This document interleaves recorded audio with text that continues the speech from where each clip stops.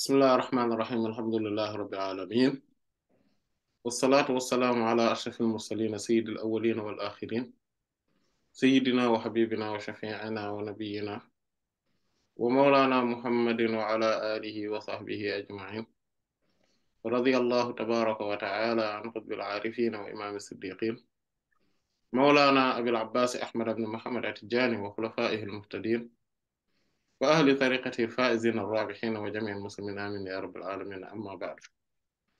Après avoir formulé les louanges à Allah subhanahu wa ta'ala et adressé les prières et salutations sur le nom prophète Sayyidina Muhammad sallallahu alayhi wa sallam, donc nous allons entamer, Inch'Allah ta'ala, notre 13e séance concernant le fiqh allégé.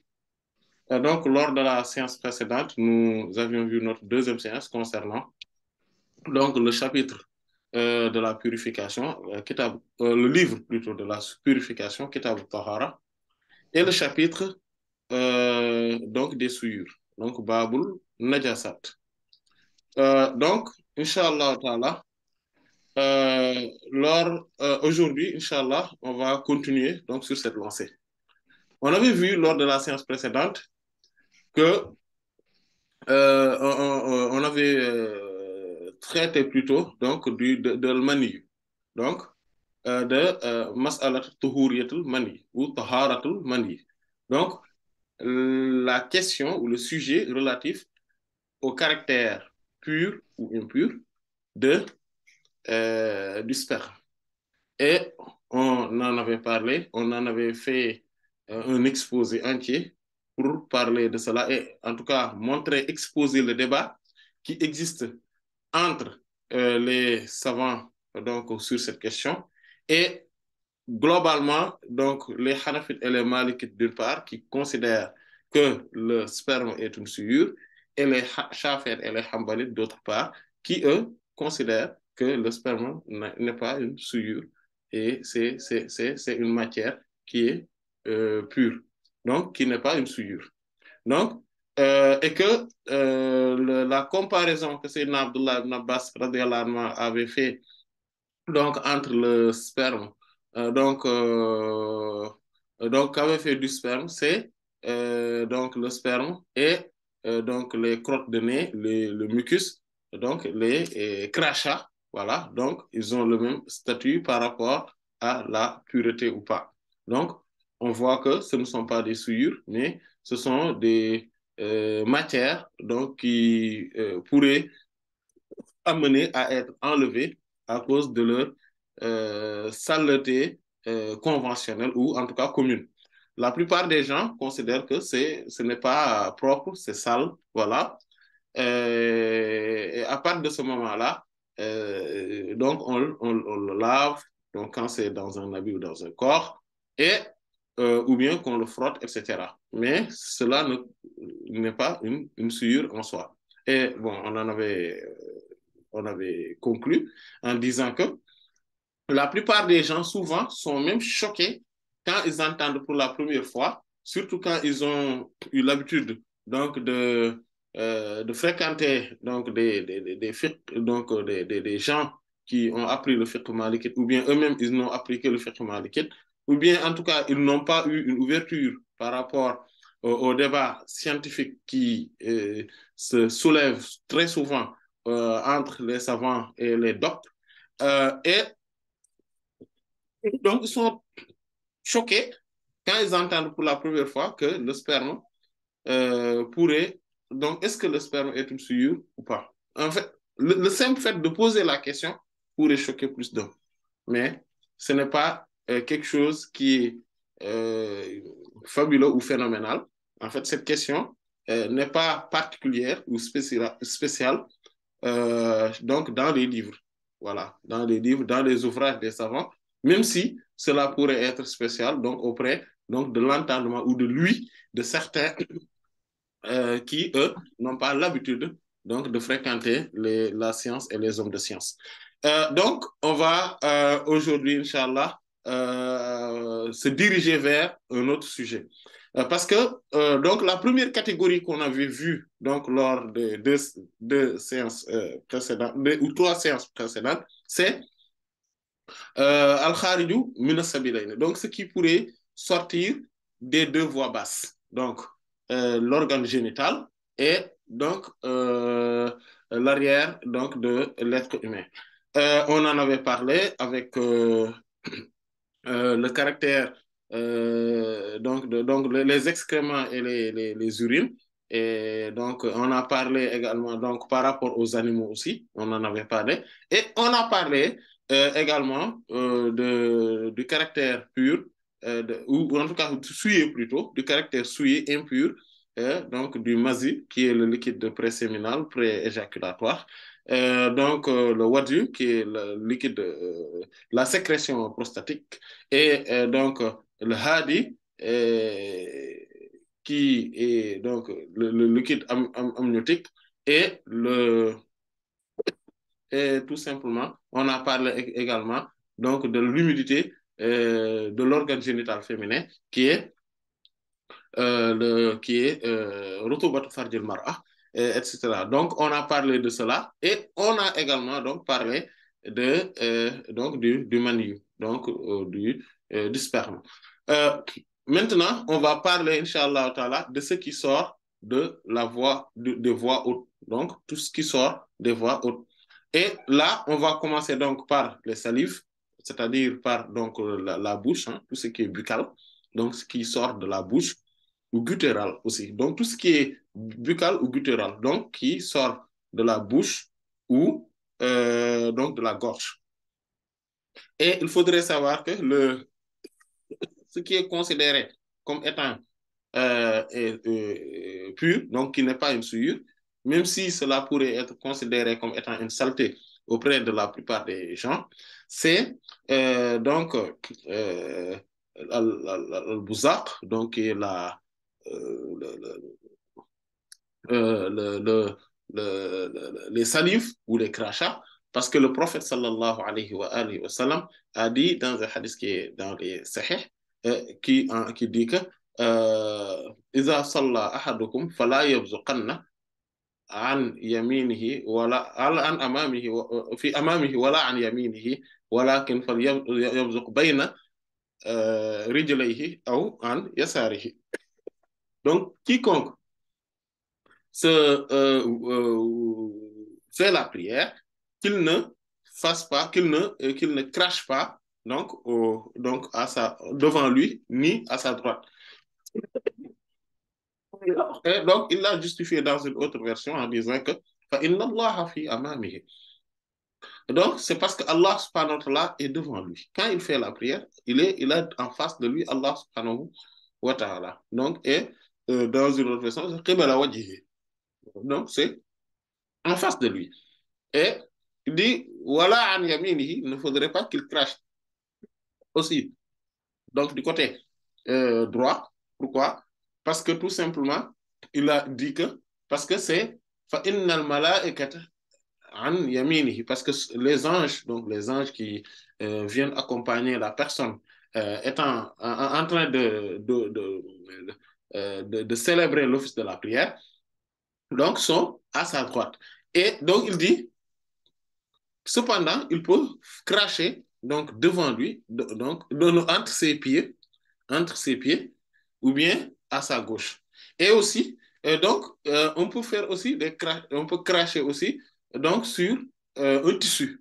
Voilà. Donc, un tissu, comme le dit une autre version du hadith. Donc, à partir de ce moment-là, on se rend compte que le tissu, le crachat en soi n'est pas une souillure.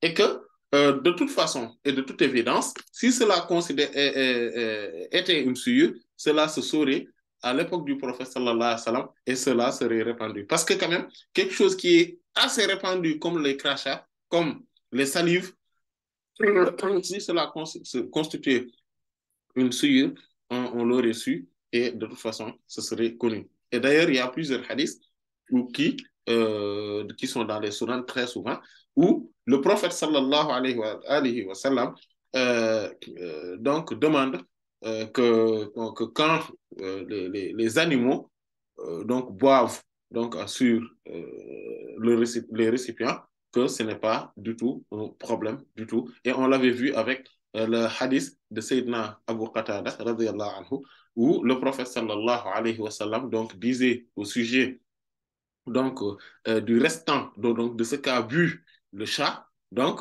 comme Sayyidina Abu Qatada disait, radiyallahu anhu, il dit Innaha laysat bi najasin, que le prophète sallallahu alayhi wa sallam l'a dit, hein, dit Innaha laysat bi najasin, fa innama hiya min at-tawafina alaykum aw at-tawafat. Donc, ces chats-là ne constituent pas des souillures.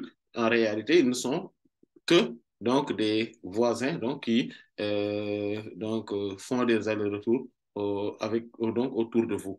Et en fait, donc, ce qui fait que donc, les animaux, en principe, rentrent dans ce sillage-là, rentrent dans ce cadre-là. Et donc, les salives des animaux, comme on l'avait vu d'ailleurs, vous voyez, lorsqu'on traitait donc, les os, on a traité une partie, donc un sous-chapitre qui s'appelait Al-As'ar, donc les restants donc des boissons, donc d'hommes ou des animaux. Voilà, on en avait parlé. Et donc, on avait vu que cela ne constituait pas une souillure. Et que, donc, et puis, c'est pareil pour les mucus, donc les crottes de nez, etc. Et tout ce qui tourne autour de cela, donc c'est pareil, et que cela ne constitue pas une souillure. Et aussi, les sueurs, donc aussi, ne sont pas une souillure. Pourquoi? Parce que tout simplement, si les sueurs étaient constituées une souillure, cela se saurait et que le prophète sallallahu alayhi wa sallam ne l'aurait pas délaissé. Et donc, et cela impliquerait aussi le fait de se laver à chaque fois qu'on a eu une souillure et qu'on ne pourrait pas faire la prière avec. Donc, à partir de ce moment-là, on sait que... Et d'ailleurs, tout ceci relève de l'unanimité des savants, c'est-à-dire que tous les savants sont unanimes et sont d'accord sur le fait que ces matières-là ne constituent pas donc, des des souillures, à part si cela provient, par exemple, de khinzir, donc du porc, ou bien du chien. Et donc, vous voyez, parce que le chien, c'est en vertu du hadith du professeur de Sayyidina Abu Huraira, radiyallahu ta'ala anhu, qui disait que إذا شرب الكلب في إناء أحدكم فليغسله سبعا. Donc, c'est un hadith qui est dans le Muwatta de l'imam Malik, rahimahullah, et qui aussi est dans les Sahih de l'imam al-Bukhari et de l'imam Muslim, alayhim wa rahmatu wa ridwanul mun'im. Donc,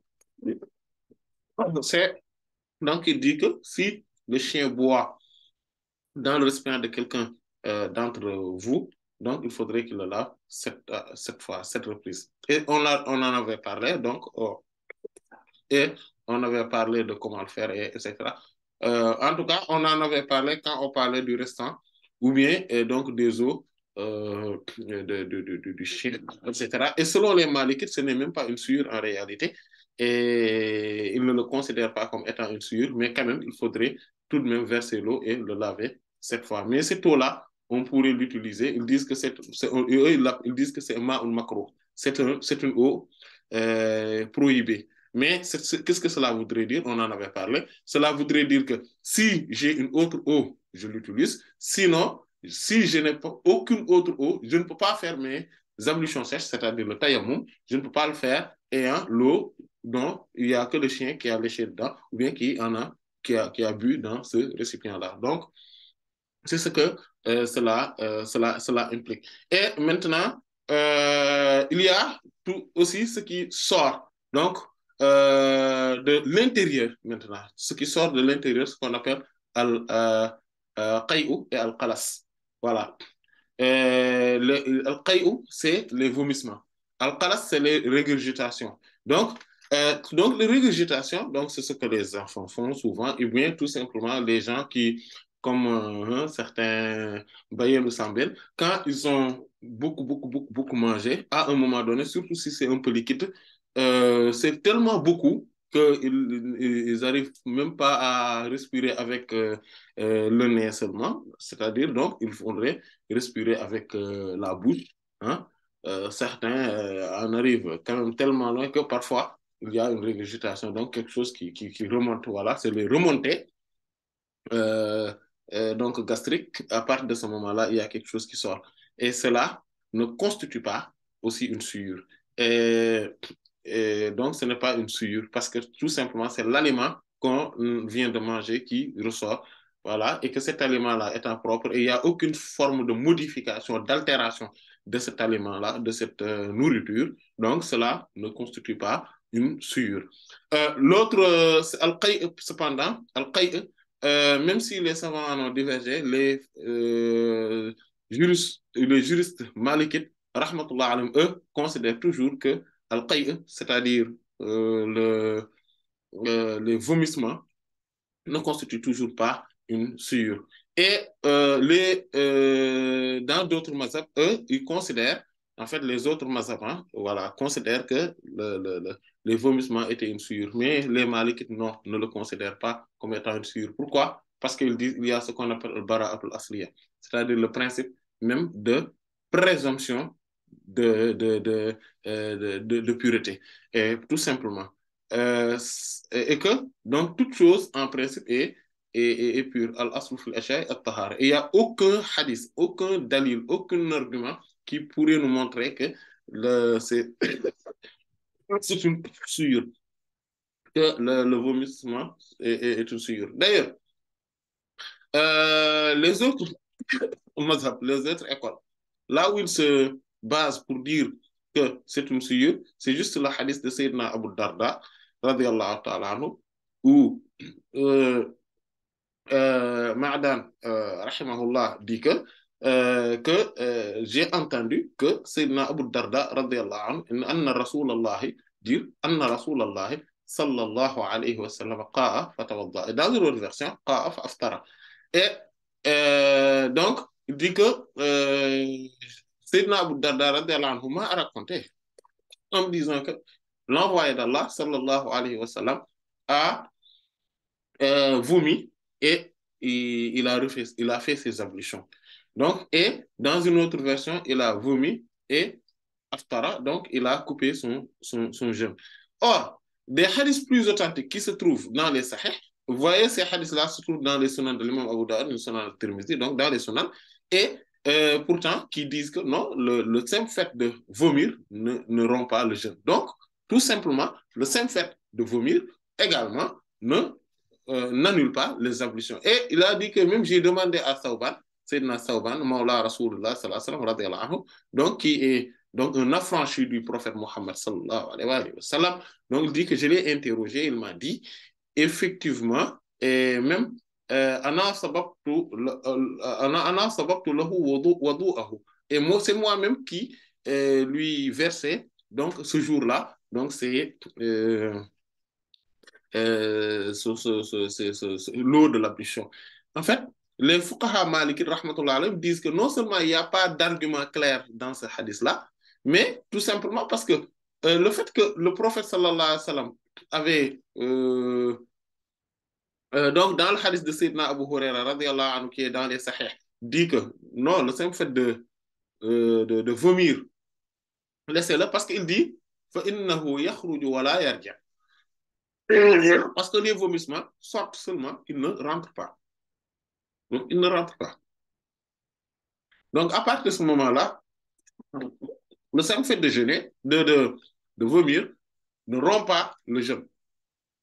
Or, dans le hadith de Sayyidina Abu Darda, confirmé par Sayyidina Thawban, Mawla Rasulullah sallallahu alayhi wa sallam, il n'y a aucun argument. En fait, il a juste dit que c'est ce que le prophète sallallahu alayhi wa sallam a fait. Mais il n'a pas dit dans quelles conditions. Peut-être que c'est parce qu'il était malade qu'il a rompu son jeûne. Et que le simple fait qu'il a fait ses ablutions, cela n'implique pas qu'il avait perdu les ablutions. Non. C'est juste, il se pourrait qu'il n'avait même pas d'ablution. Et il a voulu faire la prière. Donc, il a fait ses ablutions. Pas parce qu'il avait vomi, mais parce qu'il n'en avait pas avant. Donc, tout simplement. Donc, il n'y a aucun argument clair sur ce sujet de vomissement. Maintenant, ce qu'il faudrait retenir aussi dans cela, c'est extrêmement important. C'est un autre sujet qui est extrêmement important par rapport aux ablutions. Par rapport au vomissement. Parce que les fuqaha malikites, rahmatullah alayhim, étant, même en considérant cela, ils disent aussi une autre chose très importante. Ils disent ceci. Si les vomissements viennent et ayant une autre couleur, avec l'altération de l'odeur également, avec un changement notoire donc de la viscosité donc de l'aliment, là, à partir de ce moment-là, on pourrait dire que ce vomissement-là est devenu impur. Pas parce que le vomissement est impur, comme par exemple quelqu'un qui mange du riz blanc et que quand il l'a vomi, ce qu'il a vomi prend une couleur rougeâtre ou verte ou voilà, jaunâtre. Par exemple, on voit que il y a une altération. Et donc, c'est parce que eux, c'est par le principe donc de l'istihala. Donc, si vous vous rappelez, on en avait parlé lors de la séance précédente. Donc, c'est ce caractère de transformation chimique, si on peut s'exprimer ainsi. Je vous avais dit que c'était une traduction personnelle, quoi. Donc, que c'est une forme de transformation chimique, parce que c'est-à-dire c'est l'état même de la chose qui s'est transformé totalement, de telle sorte qu'on n'a plus, euh, on a un changement total des molécules, voilà, donc de la composition de cette matière. Donc, ce qui fait que à partir de ce moment-là, donc ces vomissements-là deviennent une impureté. Et donc ça, il faudrait le retenir. Maintenant, ayant traité cela, on va passer sur un autre sujet. C'est Adam. Adam, c'est le sang. Et As-Sadid, c'est les pus. Donc, tout ce qui sort, voilà, et voilà, donc du corps quand on le perce. Voilà. Cela constitue une souillure. Et d'ailleurs, il y a un ijma là-dessus, comme l'imam Ahmed rahimahullah a dit, que je ne connais personne qui ne considère pas le sang d'âme comme étant une souillure. Et cependant, le sang qui est considéré comme étant une souillure, c'est le sang qui circule, qui coule. C'est celle-là qui est considérée comme étant une souillure. Comme Allah subhanahu wa ta'ala a dit dans la sourate Al-An'am, بعد أعوذ بالله من الشيطان الرجيم قل لا أجد فيما أوحي إلي محرما على طاعم يطعمه إلا أن يكون ميتة أو دما مسفوحا أو لحم خنزير فإنه رجس أو فسقا أهل لغير الله به. Donc, il dit que dis-leur, qul la ajidu, je ne trouve pas, voilà. Fima uhiya de ce qui m'a été révélé, donc muharraman, quelque chose qui est formellement illicite, ala ta'imin yatamu, sur donc un aliment, une nourriture qu'on pourrait consommer comme étant voilà une nourriture. Il dit illa an yakuna mayta, sauf que cela soit une bête morte, donc morte. On en avait parlé, c'est-à-dire que selon sans le rythme, ou en tout cas morte sous des conditions ou circonstances chariatiquement, ça qui fait référence à la charia, chariatiquement inconventionnel ou inconforme. C'est-à-dire qu'ils ne sont pas conformes à la charia. Donc, tout ceci, ce sont donc des bêtes mortes. Il dit Aoudaman Masfouhan, ou bien le sang qui circule, qui coule. Ou bien la viande de porc. Voilà. Parce que ceci constitue une souillure. C'est de l'impureté. En fait, il faudrait comprendre que ce signe coranique-là, dans la sourate Al-An'am,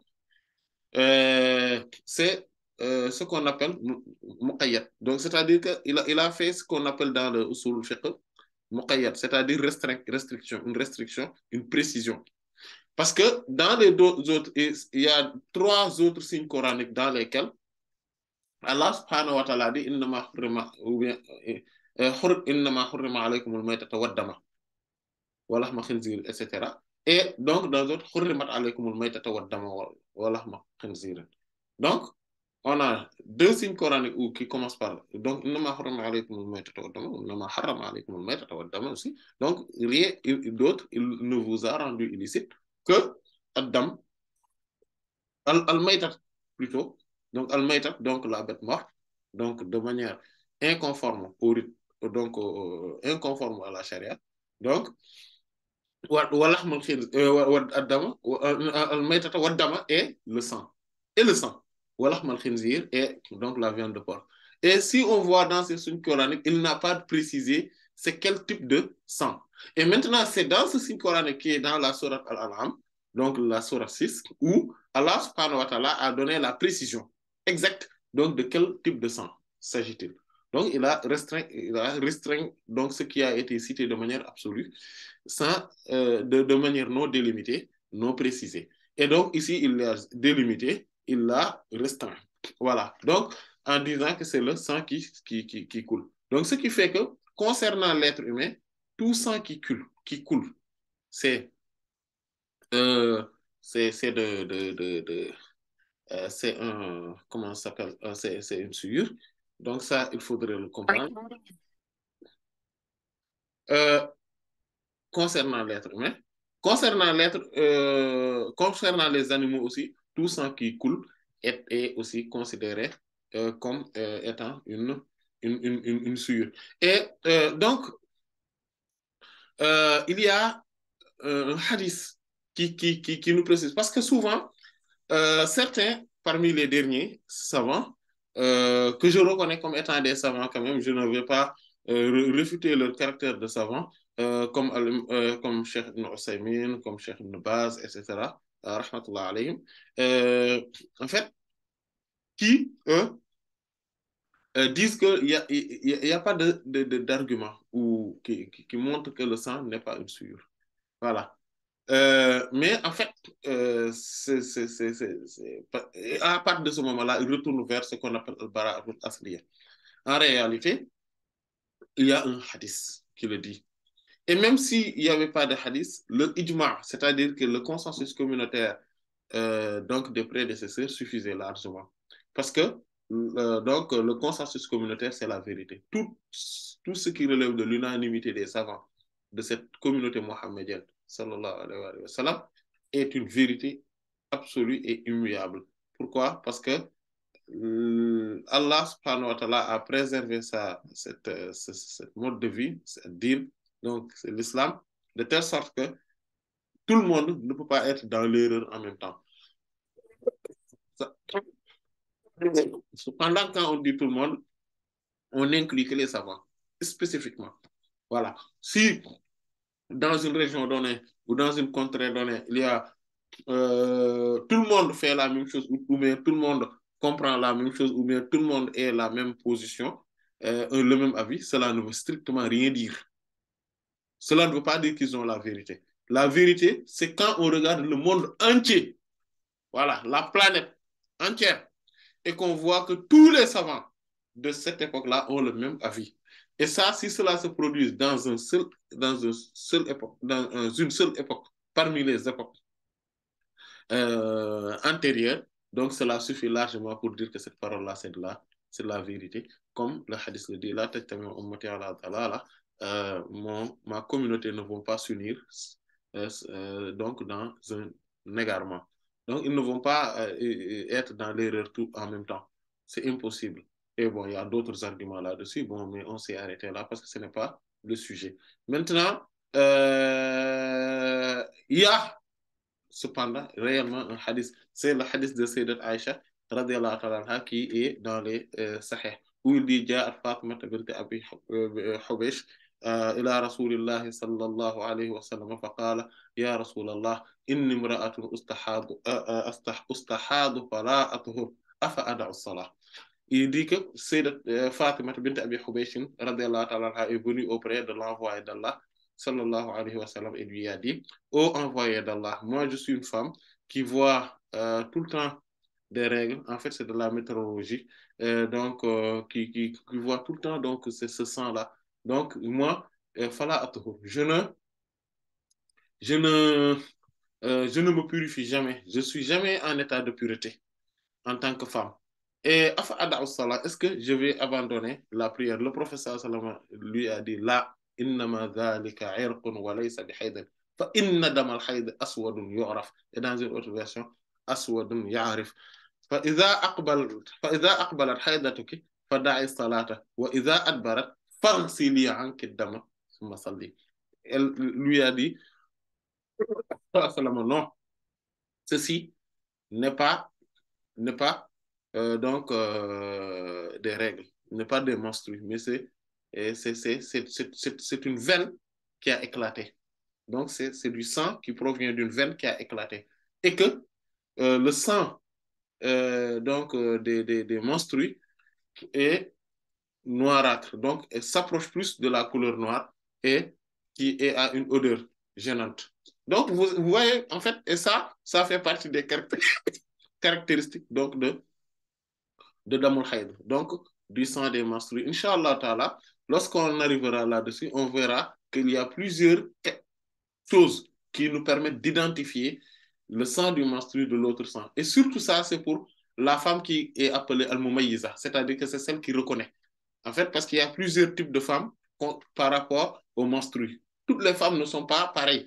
Voilà. Il y a Al-Mu'tada, donc, qui est plus connue. Donc, c'est celle qui a donc, son cycle qui est établi, correct. Mais il y en a celles qui n'ont pas de cycle. Donc, elles, ce sont des Mumayyiza. Donc, elles doivent reconnaître voilà, donc le sang de menstrues, d'autres sangs, donc des veines qui ont éclaté, etc.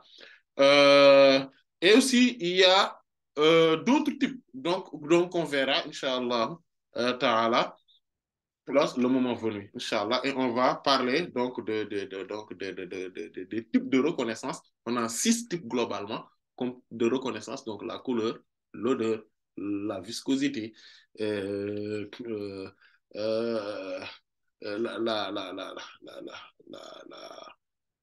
le caractère abondant ou pas, voilà, et le fait que ça se coagule vite ou pas, etc. Donc, euh, et aussi la douleur. Il y a la douleur aussi. Mais en détail, on le verra, Inch'Allah. Et le prophète lui dit, sallallahu alayhi wa sallam, ce n'est pas démonstrué donc cela. Donc, quand le moment, quand les moments de ta période d'avant, que tu voyais tes règles arrivent, tu t'arrêtes de faire la prière. Et après, quand ça finira, qu'est-ce que tu fais? À chaque fois que tu dois faire la prière, lave tout simplement le sang et faire la prière. Donc, quand cette période passe, donc, tu vas continuer de voir la veine, voilà, voilà, comme il y a donc des coulements, donc, et ces coulements-là, il faudrait tout simplement les laver et faire la prière. Donc, le simple fait que le professeur lui demande de les laver d'abord avant de faire la prière montre que c'est un sang. Ce sang-là qui est contraire, qui n'est pas du tout du sang de menstru. Et ce sang-là il n'est pas donc une souillure. Voilà aussi. Donc, ce qui veut dire que tous les autres sangs sont constituent des souillures. Il y a aussi, il faudrait comprendre aussi que donc, donc, tout ce qui est donc un animal, par exemple, imaginons le cas de l'animal. Quand un animal est égorgé, vous voyez, donc il y a le sang qui coule. Ce sang-là est illicite à la consommation et constitue également une souillure.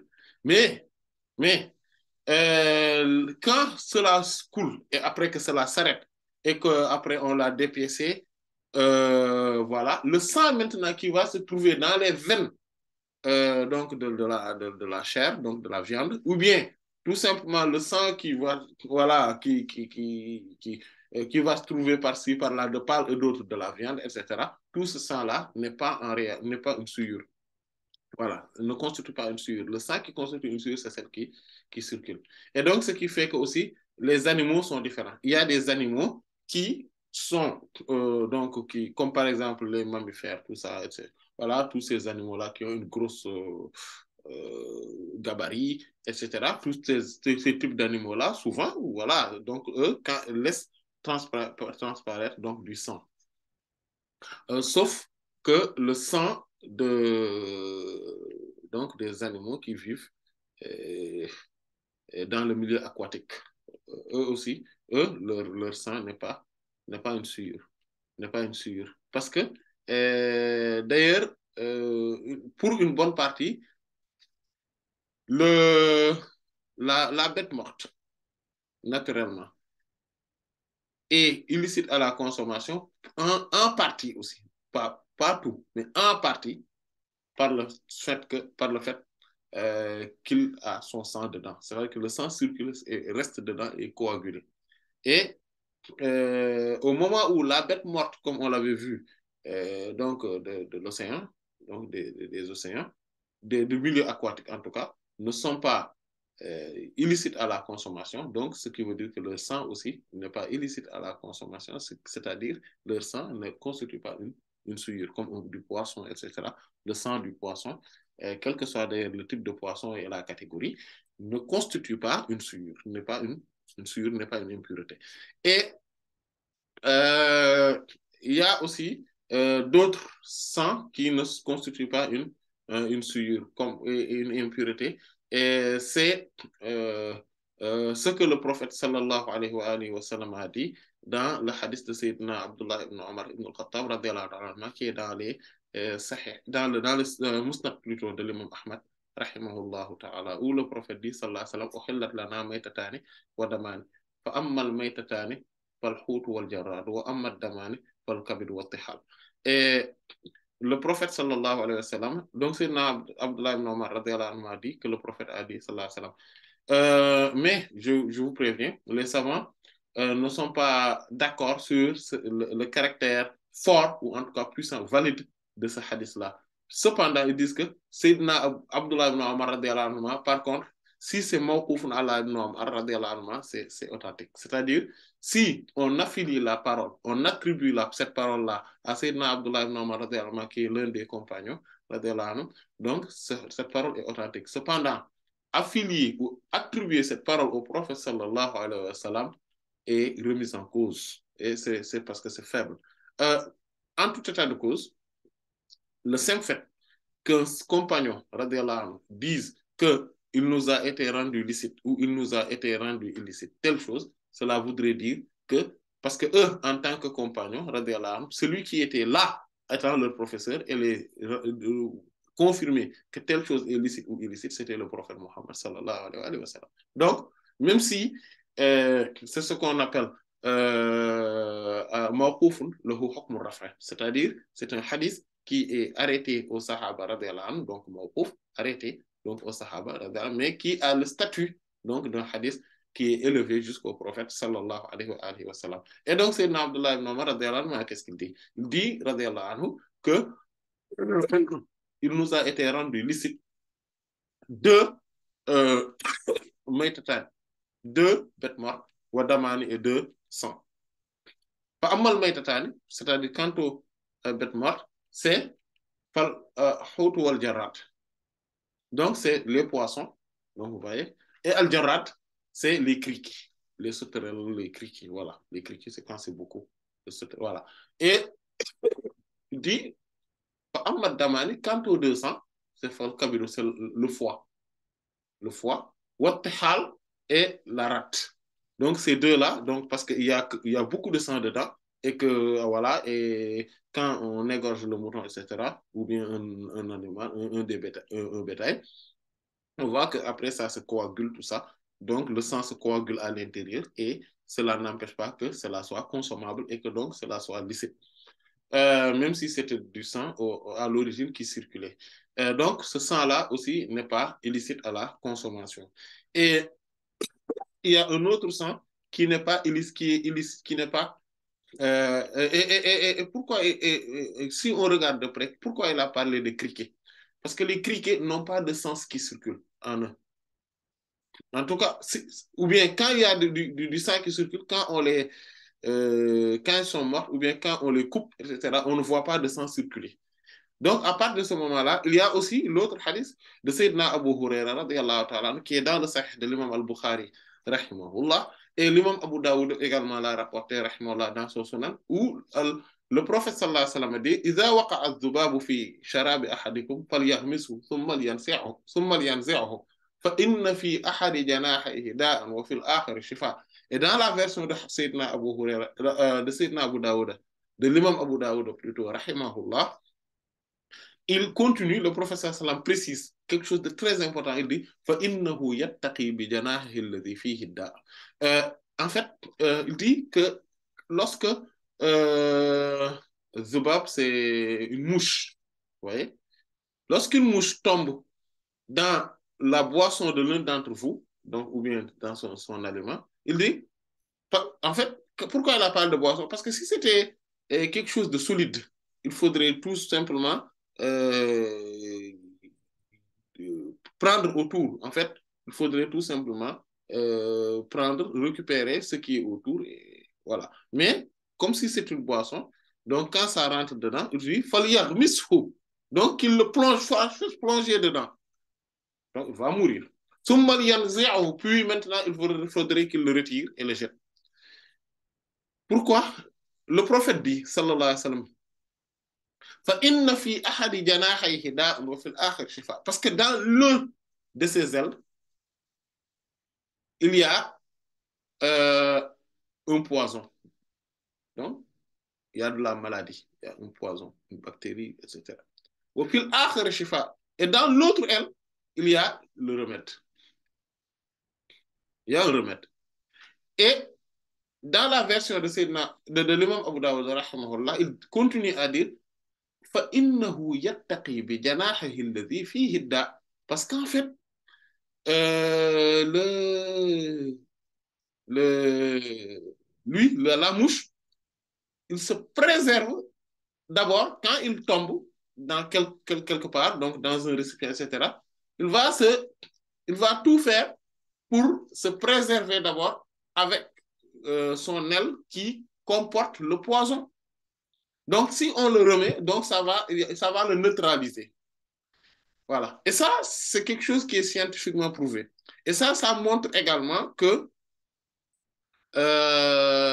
tous ceux qui critiquent Sidna Abu Huraira, il a beaucoup raconté, etc., tout ça, en fait, c'est lui qui a raconté ce hadith-là. C'est lui qui a raconté le hadith également qui parlait donc avec le chien là, quand le chien boit quelque part, etc. Et tout ça, les preuves scientifiques modernes montrent que c'était des paroles authentiques. Donc, il ne l'a pas dit parce qu'il racontait, non. Et en plus, de toute évidence, un sahaba, radiallahu anhu, ne peut pas inventer sur le dos du prophète sallallahu alayhi wa sallam. Ça, c'est une évidence. Voilà. Les orientalistes veulent nous montrer que c'était des humains ordinaires. C'est faux. Les sahaba radiallahu anhu n'étaient pas des ordinaires. Le prophète sallallahu alayhi wa sallam lui-même dit que ces sahaba radiallahu anhu ont été choisis et que Allah subhanahu wa ta'ala lui a choisi même l'époque où il va se rencontrer ces gens-là avec qui il va donc qu'il va rencontrer donc et ces gens-là c'est parce que c'est la meilleure des générations, c'est les meilleurs humains qui puissent exister après les prophètes bien sûr. Donc il ne faudrait pas perdre de vue cet aspect-là et que euh, donc quand le professeur Sam dit cela voudrait dire que le simple fait que eux donc tombent dans cette boisson là, même si la quantité est petite et que voilà, donc c'est parce que la mouche ne va pas souiller la boisson. Et à partir de ce moment-là, on peut dire que c'est parce que donc qu'est-ce qu'il a qu'est-ce qu'il a de particulier la mouche? Qu'est-ce qu'il a de particulier? Parce que pour cela qu'on va regarder toujours, c'est important euh, euh, de regarder les causes même. Voilà, voilà. Et ce qu'on appelle tanqihul manat, voilà, c'est-à-dire il faut regarder pourquoi le prophète a dit ça, sallallahu alayhi wa sallam. Mais qu'est-ce qu'elle est la particularité de la mouche? Il faudrait maintenant regarder, est-ce que c'est parce qu'elle vole? Non, parce que l'oiseau vole et l'oiseau peut être constitué une souillure si elle est une bête morte. Pourquoi? Voilà. Est-ce que c'est parce qu'elle est de petite taille? Non, parce qu'il y en a d'autres qui ont de petite taille, etc. En fait, et on regarde quelle est la particularité, c'est que, et quel est le lien entre le criquet et voilà, la sauterelle et le, comment ça s'appelle? Et la mouche, c'est parce que tout simplement, ils ne produisent pas, ils n'ont pas de sang qui circule. Voilà. Donc, à partir de ce moment-là, les sangs, par exemple, des poux, des punaises, etc., tout ça, c'est de la souillure également. Oui, voilà. Même si ce ne sont pas leur propre sang, c'est des sangs qu'ils ont sucés, voilà, qui étaient déjà une souillure. Donc, eux, même s'ils n'ont pas de sang, donc, mais le sang qu'ils dégagent, qu'ils sécrètent, devient une souillure quand on les écrase, je veux dire. Et il y a aussi, donc, tous ces animaux-là, tous ces insectes euh, qui ne produisent pas de sang, donc, en tout cas qui circulent, même s'il y a une petite quantité de sang, donc, ne constituent pas une souillure quand elles sont mortes. Et ça, on le verra, Inch'Allah, en parlant des bêtes mortes lors de la séance à venir, Inch'Allah. Mais il faudrait savoir que le sang également des menstrues est considéré comme étant une souillure selon l'unanimité des savants. Donc, Inch'Allah, on va s'en tenir là jusqu'à la prochaine fois, Inch'Allah. Allah en sait davantage. Wallahu ta'ala alam wa sallallahu ala sayyidina Muhammadin wa ala alihi wa sahbihi ajma'in. Subhana rabbika rabbil izzati amma yasifun wa salamun ala al-mursalin walhamdulillahi rabbil alamin. Bismillah. Salam alaikum wa rahmatullah. Alaykum salam wa rahmatullahi wa barakatuh. Donc aujourd'hui, on a deux questions. Pour la première question, la personne, elle demande s'il est permis de manger des viandes de cuisson saignante, de même que des viandes crues sous forme de tartare. Bismillah, alhamdulillah, wa salatu wa salam ala rasulillah wa ala alihi wa sahbihi wa man wala. Amma ba'du. En fait, euh, la viande, quand elle est,